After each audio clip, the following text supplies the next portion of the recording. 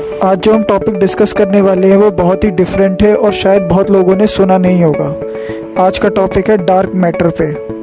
ये टॉपिक आज हमने इस वजह से चूज़ किया है क्योंकि एक रिसर्च से पता चला है कि जो भी स्टडी अभी तक इसके बारे में हुई है या जो भी थ्योरी इसके बारे में है, ये उस नेचर के अगेंस्ट या फिर उस तरह का नेचर फॉलो नहीं कर रहा है। येल यूनिवर्सिटी जो कि यूनाइटेड स्टेट्स में है, उसमें एस्ट्रोफिजिसिस्ट प्रेमवडा नटराजन ने कहा कि हम बहुत बड़ी गलती कर रहे हैं डार्क मैटर को समझने के लिए। पहले समझते हैं डार्क मैटर क्या होता है।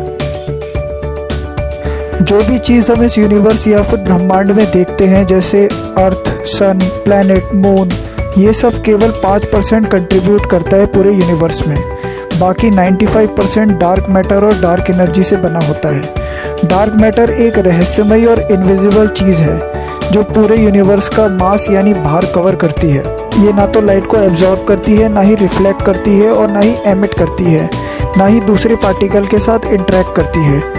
जो भी पार्टिकल अभी तक हमने खोजे हैं, जैसे इलेक्ट्रॉन, प्रोटॉन, फोटॉन, न्यूट्रॉन, ये इनमें से किसी भी चीज़ से नहीं बनी है, या फिर ये समझ लीजिए हम ये पता ही नहीं कर पाए ये किस मटेरियल से बनी हुई है। डार्क मैटर की थ्योरी फर्स्ट टाइम फ्रिट्ज ज़ुइकी, जो कि स्विस अमेरिकन एस्ट्रोनॉमर है, उन्होंने 1933 में दी थी। तब उनकी थ्योरी पे बहुत कम लोगों को यकीन था। एक सच्चाई ये भी है कि डार्क मैटर के अस्तित्व के बारे में अभी कोई ठोस प्रमाण नहीं है, पर साइंटिस्ट को पूरा भरोसा है कि इसका अस्तित्व है। आज के टाइम में भी अभी तक हमारे पास ऐसा कोई इंस्ट्रूमेंट नहीं है जो डार्क मैटर को खोज पाए। एस्ट्रोनॉमर्स या फिर साइंटिस्ट को इसको समझने के लिए ग्रेविटेशनल लेंसिंग का सहारा लेना पड़ता है, और इस थ्योरी को एल्बर्ट आइंस्टाइन ने भी थ्योरी ऑफ रिलेटिविटी से समझाया था कि ग्रेविटी के कारण लाइट को बेंड किया जा सकता है।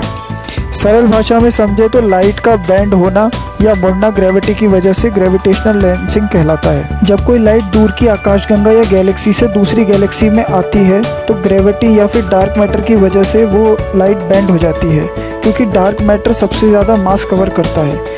अगर डार्क मैटर गायब हो गया तो ग्रेविटेशनल फोर्स का कोई अस्तित्व ही नहीं रहेगा, क्योंकि एस्ट्रोनॉमर्स के अनुसार डार्क मैटर एक प्रेशराइज फॉर्म में एग्जिस्ट करता है, जिसकी वजह से ही सारे तारे, प्लैनेट्स आकाशगंगा या फिर गैलेक्सी में चिपके होते हैं। डार्क मैटर हमारी लाइफ में कितना इंपॉर्टेंट रोल प्ले करता है, आप इसी बात से समझ सकते हैं कि डार्क मैटर के एकदम से ख़त्म होने से ये ब्रह्मांड और यूनिवर्स एकदम से ही समाप्त हो जाएगा।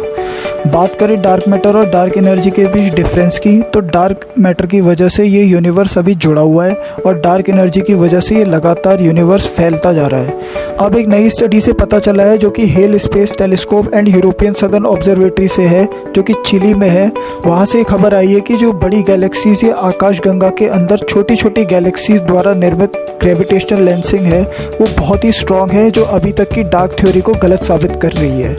ये स्टडी हमें बताती है कि आज भी हम यूनिवर्स को समझने में बहुत पीछे हैं और हमें कई साल लगेंगे अभी इसको समझने में। होप आप सबको ये वीडियो अच्छी लगी होगी और इन्फॉर्मेटिव लगी होगी। Thanks for watching.